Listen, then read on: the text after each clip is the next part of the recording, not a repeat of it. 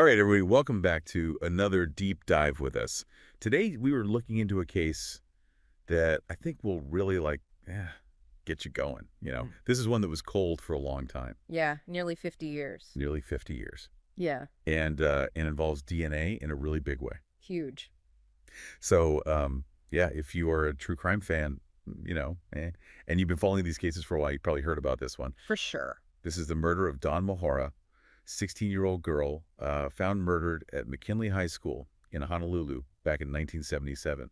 Yeah, and it was only recently solved, like you said, because of the advancements in DNA technology. Yeah, that's kind of the crazy thing about this case, right? Like, it went cold for so long, but yeah, with these new technologies, they were finally able to find the guy. Yeah, it's really remarkable. So are we going to rewind back to 77 then? Yeah, let's go back to 77. All right, so picture this. It's 1977. You're at McKinley High School, and Dawn is found.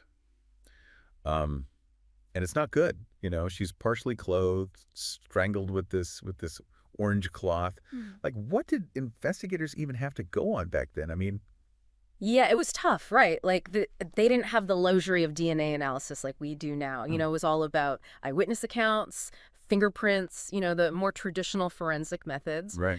But those tools, while helpful, they only get you so far, especially in a case like this. Yeah, especially back then, right? Well, yeah, absolutely. So it's like trying to solve a puzzle, but you're missing like half the pieces. Exactly. But they did have a witness, though, right? Yeah. Someone saw a young man on campus that night. Yeah. So that must have been something they could work with. Yeah, for sure. That was huge at the time. It actually led to them creating a composite sketch. And here's where it gets really interesting, okay? Okay. So the police, they interview this guy, Gideon Castro, and his brother back in 77, right? Turns out, Gideon, he's a McKinley High graduate. And get this, he knew Dawn. What? Yeah, and they had even talked at a school carnival, like just a month before the murder. Whoa. Okay. So hold on. This guy, he knew the victim, and he was on campus that night. Mm-hmm. Like, that's got to be a huge red flag, right? Absolutely. You would think so, right?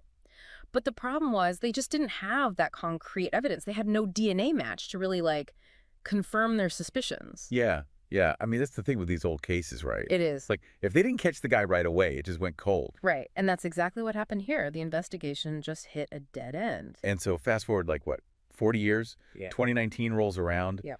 and forensic science is like a whole new ballgame, right? Oh, yeah. It's completely different. And they're finally able to get this DNA profile, a male DNA profile, from Dawn's clothing. Yeah. Game changer right there. Total game changer. It's huge. And they use this technique called familial DNA searching, right? Okay, yeah, I've heard of that. So it's like casting a wider net.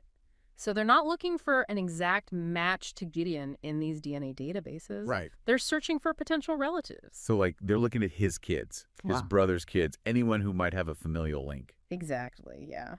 And that's how they got their break. They find Gideon's son, test his DNA, and boom.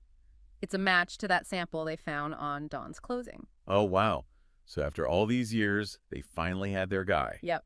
It's incredible, isn't it? They go from a cold case to this concrete lead, and it's all thanks to science. It's pretty amazing. So they finally arrested him then in 2019. Well, no, it took a little longer than that. 2023, actually. Okay. Yeah, and they found him in a nursing home in Utah.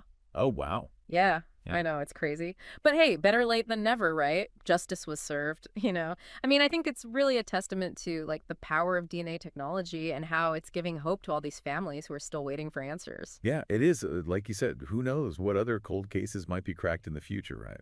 Oh, yeah.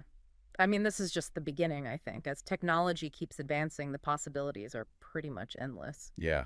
Well, this case was definitely a wild ride. And it's a good reminder that even though it might take time, Thanks. justice can prevail. And it definitely brings some closure to Dawn's family. After all these years, they finally have answers. Absolutely. That's what it's all about, right? Yeah. Getting those answers and finding peace. Yeah, it's about justice for the souls. I like that. I like that a lot. Thank you for listening to Justice for the Souls podcast.